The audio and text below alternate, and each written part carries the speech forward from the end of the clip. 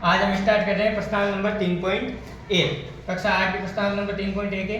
इसमें अपने को कुछ आकृतियां दी गई है और पूछा गया है कि ये साधारण वक्र है क्या, साधारण बंद वक्र है क्या, बहुभुज है क्या, उत्तल बहुभुज है क्या और अवतल बहुभुज है क्या। तो सबसे पहले अपन देख रहे हैं साधारण वक्र।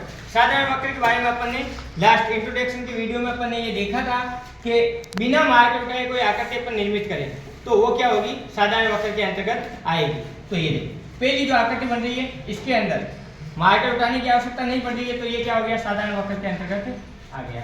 दूसरे वाले आकृति में भी देखो ये बिल्कुल बिना मार्कर उठाए काम बन रहा है, तो ये अपना दूसरी वाली आकृति भी किसमें आ गई, साधारण वक्र के अंतर्गत। तीसरी आकृति में देखिए, ये देखो एक बार मार्कर चला फिर वापस इसमें उठाना पड़ेगा, उठा के अपन चलाएंगे तो ये इसके अंदर काउंट नहीं होगी। चौथी वाली आकृति में देखें, ये देखो एक दूसरे को ये रेखाएं काट रही है, तो ये अपने ने तो वक्र के अंदर के काउंट होता है और नहीं अपने बहुभुज के अंदर। अब देखिए इस आकृति के अंदर बिल्कुल बिना मार्कर उठाए आकृति बन रही है, तो 5 नंबर जो आकृति है अपनी ये भी बहुभुज के अंतर्गत आ जाएगी। 6 नंबर आकृति इसमें भी बिना मार्कर उठाए काम बन रहा है, तो 6 नंबर आकृति भी इसके अंदर काउंट होगी। 7 नंबर में भी देखो ये पूरी इसमें काउंट हो रही है, तो 7 नंबर भी इसके अंतर्गत आ जाएगी। 8 नंबर आकृति अपने को डायग्राम के अंदर ऐसे दिख रही है कि अपन ऐसे बना सकते हैं, परंतु इसमें ऐसा बनाया गया है कि ऊपर की तरफ एक गोला लगाया गया है, नीचे की तरफ एक गोला लगाया गया है, बीच में एक कोई लकड़ी का डंडा लग रखा है। तो उस हिसाब से ये आकृति है, तो ये न तो बहुभुज के अंतर्गत आती है और न ही अपने वक्र के अंतर्गत आती है, तो ये इसमें काउंट नहीं होगी। अब अपन पढ़ रहे हैं साधारण बंद वक्र। साधारण बंद वक्र के अंतर्गत ऐसी आकृति जिसमें अपने को प्रारंभिक बिंदु और अंतिम बिंदु ना दिखाई दे, तो ये जितने भी अपन ने साधारण वक्र के अंतर्गत जो आकृतियां ली ये सारे बंद वक्र ही दिख रहे हैं अपने को। इसमें कोई सा भी ऐसा नहीं है जिसके अंदर अपने को खुली हुई आकृति दिख रही है। तो ये जो अपन ने साधारण वक्र के अंतर्गत लिखे थे वो के वही इसके अंदर आ जाएंगे। तो ये वाली आकृतियां हो गई अपनी। अब होता है बहुभुज।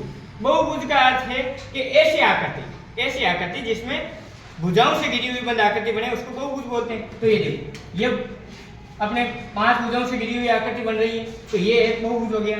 तो जो पहली आकृति ये बहुभुज के अंतर्गत काउंट हो गई। ये देखिए इसमें 4 भुजाएं हैं, तो दूसरी भी इसके अंदर बहुभुज के अंतर्गत आ जाएगी। बाकी किसी में भी रेखाएं नहीं आ रही है, रेखाखंड नहीं आ रहे, तो इस वजह से ये सारे क्या है, वक्र के अंतर्गत आ जाएंगे, बहुभुज में नहीं आएंगे। अब अपना उत्तल और अवतल बहुभुज।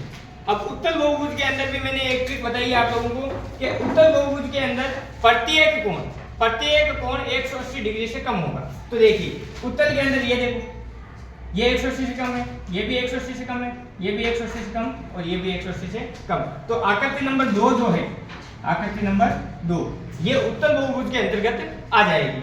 अवतल बहुभुज में एक कोण 180 डिग्री से अधिक होता है। तो देखिए ये तो 90 का बन रहा है, ये 90 का बन रहा है, ये 90 से छोटा है, ये भी 90 से छोटा है, परंतु ये यहाँ पे जो एंगल बन रहा है ये 180 से अधिक है। देखो इस भुजा को अपन आगे बढ़ाएं, इस भुजा को आगे बढ़ाएं तो ये देखो 180 डिग्री तो ये बन गया और ये इतना अधिक है, तो ये क्या हो गया, अवतल बहुभुज। 1 नंबर आकृति क्या होगी, अवतल बहुभुज।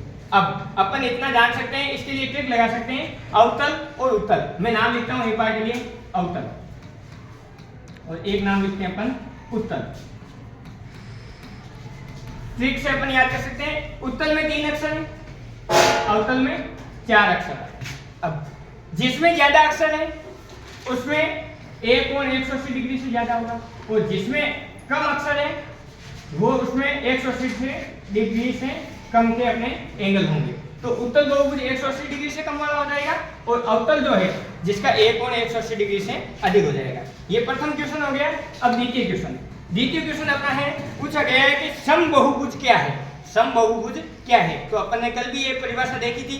समबाहुभुज, सम नाम में छुपा हुआ है अपना आंसर। सम मतलब होता है समान और बहुभुज मतलब भुजाएं। तो ऐसी आकृति या ऐसा बहुभुज जिसका प्रत्येक कोण और प्रत्येक भुजा समान हो उसे अपन समबाहुभुज के अंतर्गत लेते हैं। फिर अपने को पूछा गया है कि समबाहुभुजों के नाम बताइए कि 3 भुजा वाला समबाहुभुज कौन सा हो सकता है। तो अपन बताते हैं समबाहु त्रिभुज जो होता है, समबाहु त्रिभुज जो होता है जिसकी सभी भुजाएं समान, तीनों भुजाएं समान और प्रत्येक कोण 180 डिग्री का होता है, ये अपने समबाहुभुज हो गया।